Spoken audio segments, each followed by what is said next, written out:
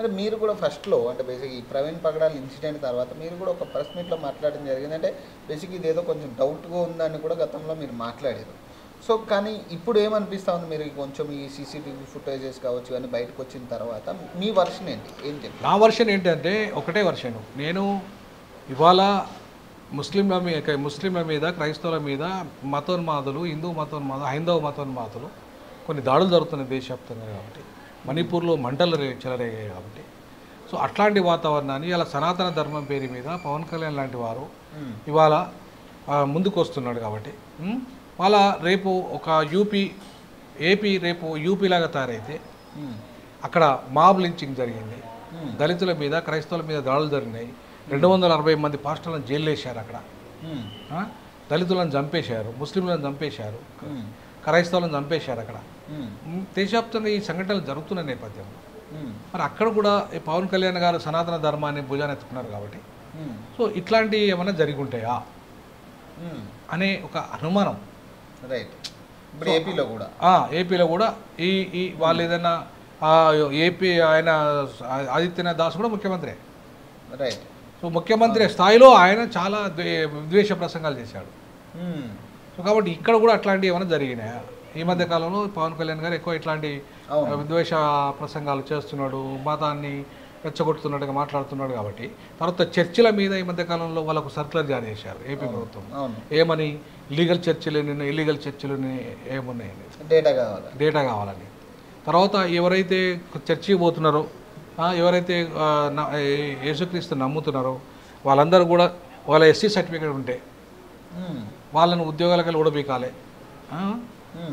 ఎందుకంటే వాళ్ళు క్రైస్తవులు అన్నప్పుడు వాళ్ళు హిందువులు ఎట్లయితారు? అది హిందువులు అయితేనే వాళ్ళకి ఆ క్యాస్ట్ ఉంటుంది, లేకపోతే ఆ క్యాస్ట్ మారుతుంది, వాళ్ళు బీసీసీలు అవుతారు. ఓకే. సో ఇట్లాంటి చాలా చర్చలు వ్యవహారాలు నడుస్తున్నాయి ఆడ. ఒకవేళ నిజంగా ఈ రకంగా చూసుకున్నా కూడా, ఒకవేళ నిజంగా బాప్టిషన్ తీసుకుంటే వాళ్ళ క్యాస్ట్ మారుతుంది అనుకుంటే, చాలామంది ఇప్పుడు బాప్టిషన్ తీసుకున్న వాళ్ళు చాలామంది ఇప్పుడు రెడ్డి కులాల్లో కూడా ఉన్నారు, చౌదరీస్లో ఉన్నారు, రెడ్డిలో ఉన్నారు, అన్ని కులాల్లో కూడా ఉన్నారు ఖచ్చితంగా. సో వాళ్ళ క్యాస్ట్ సర్టిఫికేట్ కూడా మారాలి కదా.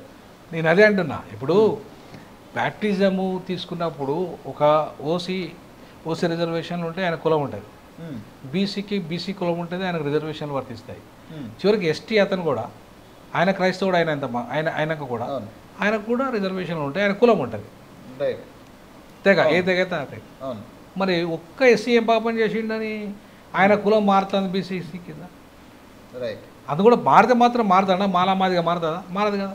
నువ్వు బీసీసీ అని సర్టిఫికేట్ తీసుకున్నా నువ్వు మాలో మాదిగానే అడుగుతారు ఊర్లో, టౌన్లో కూడా అది అడుగుతారు. నీకు ఇల్లు కిరాయి, మాలాంటి వాళ్ళకి ఇల్లు కిరాయి. నీకు అనేక సందర్భాలు చెప్పిన టీవీలో మాట్లాడాను నేను. నాలాంటి వాడికి ఇల్లు కిరాయి వేయలేదు క్యాస్ట్ పేరు మీద. ఇక ఒక కామన్ ఊర్లోనికి కానీ ఇంకెవరు కానీ ఎట్లుంటుంది పరిస్థితి? అసలు కుల ఏంది పరిస్థితి? కాబట్టి నువ్వు మతం మారినా కులం మారతలేదు. కాబట్టి నువ్వు ఇచ్చింది రిజర్వేషన్ కులం మీదనా మతం మీదనా? మతం అనేది రిజర్వేషన్లు యాక్సెప్ట్ చేయట్లేదు మనం. మతం పునాదిగా రిజర్వేషన్ వద్దంటున్నాం, కులం పునాదిగా ఇవ్వాలంటున్నాం. మరి అటువంటిప్పుడు నువ్వు ఎస్సీ క్రైస్తవుడు అయితేంది, నువ్వు ముస్లిం అయితేంది, ఎస్సీ ఇంకోటి అయితే ఇంకా కులం అయితే మారదు కదా. కానీ ఓసీ కూడా మారాలి కదా అన్న. అదే అది మారతలేనప్పుడు, అది మారనప్పుడు ఎస్సీని ఎట్లా మారుతుంది అంటున్నా. ఎస్సీ ఎట్లా మారుతుంది? ఇదే రాజ్యాంగంలో ఎట్లా పెడతారు మీరు? ఇదే రాజ్యాంగంలో ఎట్లా పొందుపరుస్తారు? రాజ్యాంగంలో కూడా మారుతుంది అనేది ఉన్నది. కాబట్టి విషయంలో అది లేదు. బీసీలకు కూడా లేదు, ఎస్టీలకు కూడా లేదు, ఎస్సీలకు ఉంది, ఓన్లీ ఎస్సీలకు ఉంది. ఇది వివక్షత కాదా? రాజ్యాంగ వివక్షత కాదా? రాజ్యాంగ వివక్షత ఒక్క దళితుల మీద ఎందుకు పెట్టాలంటున్నా? అవును, అది అన్యాయం కదా. ఈ దేశ పౌరులు కదా దళితులు. వాళ్ళకు రిజర్వేషన్లు వాళ్ళ కులం మారుతుందా? వాళ్ళకి వివక్షత మారుతుందా? అంటరానితనం మారుతుందా? లేదే. మరి అట్లాంటప్పుడు వాళ్ళనే ఎందుకు మీరు టార్గెట్ చేశారు? బలవంతంగా వాళ్ళు హిందూ మతంలోనే ఉండాలని మీరు ఎందుకు నిర్ణయిస్తున్నారు? మతం స్వేచ్ఛ ఎవరైనా ఏ మతం అయినా తీసుకోవచ్చు అన్నప్పుడు నువ్వు ఆ మత స్వేచ్ఛను ఎందుకు రద్దు చేసినావు? వాళ్ళకు రాజ్యాంగ పరంగా ఆ ఆంక్షలు విధించడం వల్ల వాళ్ళ మత స్వేచ్ఛ రద్దు అయింది. మళ్ళీ ఇంకో ఉల్టా నువ్వు ఏమంటున్నావు? వాళ్ళ రిజర్వేషన్ల కోసం పాపం ఎస్సీ సర్టిఫికేట్ తీసుకుంటే వీడు ఎస్సీ కాదు, వీడు క్రిస్టియన్, వీడి రిజర్వేషన్ రద్దు చేయండి, వీడికి ఉద్యోగం కూడా కొట్టండి అని చెప్పి అట్లా చాలా సంఘటనలు జరుగుతాయి. సో ఇవన్నిటి రీత్యా, వీటన్నిటి అనుమానాల రీత్యా ఇవాళ క్రిస్టియానిటీ మీద దెబ్బతీస్తున్నారు ఈ సనాతన హైందవవాదులు అనే హిందూవాదులు కాదు. వాళ్ళు హిందూ మతం కాదు, హిందూవాదులు కాదు. నేనేమంటానంటే హిందూ మతం, మేము ఆది హిందువులం.